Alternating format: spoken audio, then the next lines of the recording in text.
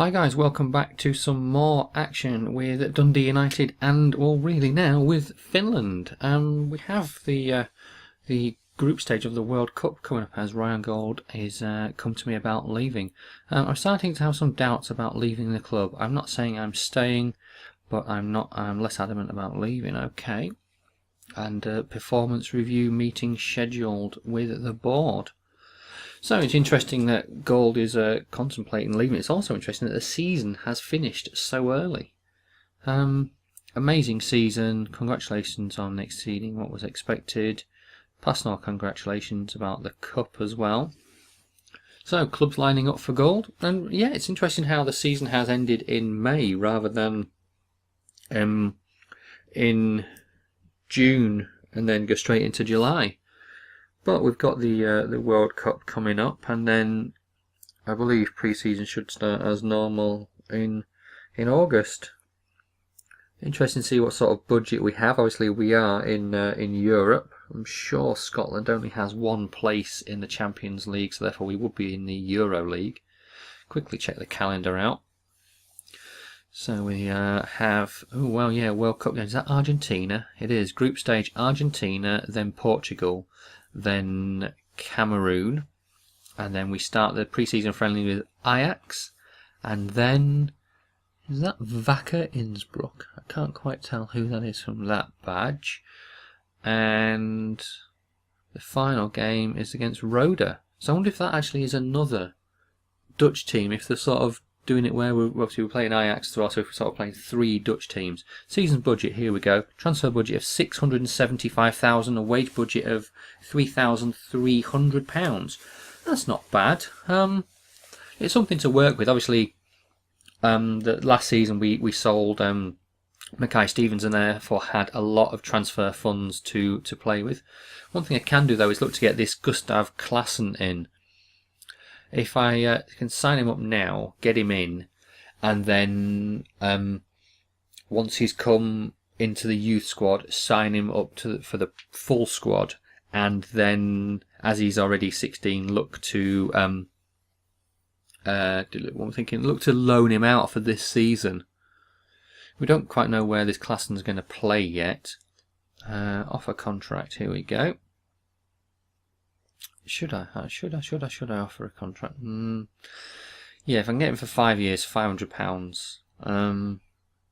If he accepts that, great. And then if I got him in now, by the time it comes to the summer transfer window opening, we can hopefully be, like I said, be able to loan him out, get him some game time elsewhere, and just see how he progresses. It looks like Keith Watson wants to discuss his wage, and we have the FIFA World Cup.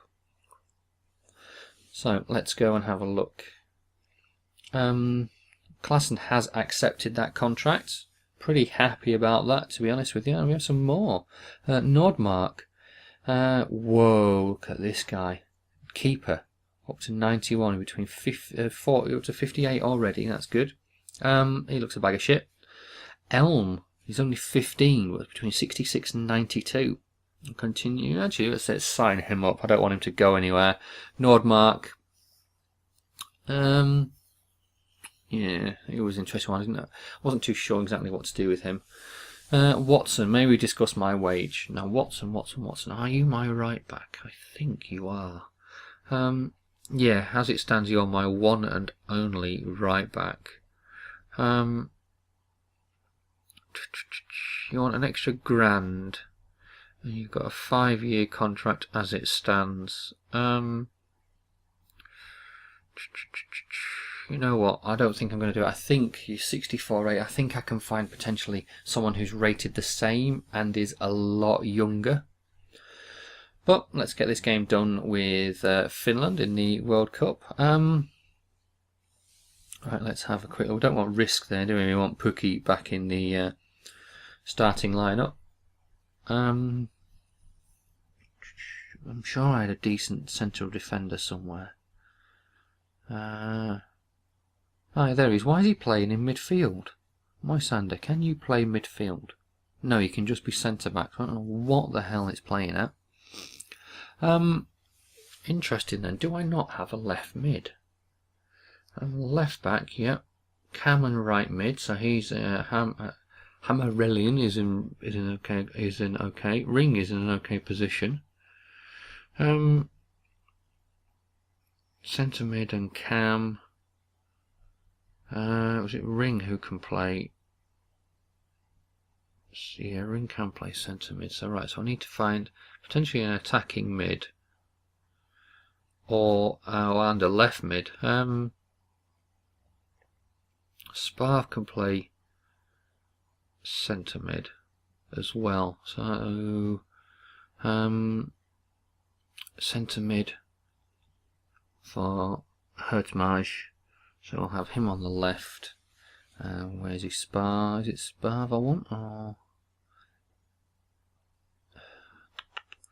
I'm sure there's one of these can play Cam. So yeah, that's it. Move Sparv into where. Yeah, that's I see. You know what? Yeah, Ring onto the right. Hämäläinen moves to Cam, and Sparv goes to centre mid. And as he's a CDM Sparv, that'll be okay because he'll drop back. Interesting. That is. I've got no left mid. Maybe I should have looked into a bit more depth of the squad, but never mind. We'll get this game done against Argentina and see how we fare in this game. I may change the formation to one that suits us a bit better with the players that we have available. Di Maria puts Argentina 1-0 up after 4 minutes. They've got Messi, Lavezzi, Tevez, Banega, Jakub with Lamela and Aguero on the bench as Moisander is sent off as well. Jesus, down to 10 men, so it was already going to be a tough task with the depth in the bench that Argentina had, and the fact we were down to 10 made after that early goal really put us on the back foot, and we lose the game 1-0. We have an office, a player suspended. That's going to be Moisander out for 1 game. So right, so Moisander's gone. Who's maybe one of the best centre back? Arunji, isn't it? So let's have you on there. I'm getting all of these pronunciations wrong. I really should have chosen not Finland as a team to manage. But I'm wondering if we need to potentially change the formation. It's one of those. I don't think what the best formation would be. 4-5-1, 4-3-3. No, we can't because we haven't got left wing and right wing. That's the one problem with that formation. Is obviously we haven't got the left mid, so we can't have the left wing. So 4-5-1 isn't that much different from the default formation. 4-2-3-1, no, because we haven't got the left mid and right mid.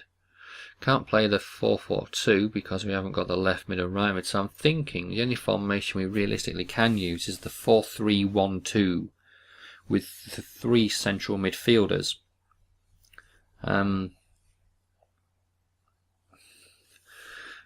We are going to be open to teams that play with wingers, and they are going to come down the wing, but obviously there's not much. I'm not playing the game, so it's not that much of an issue.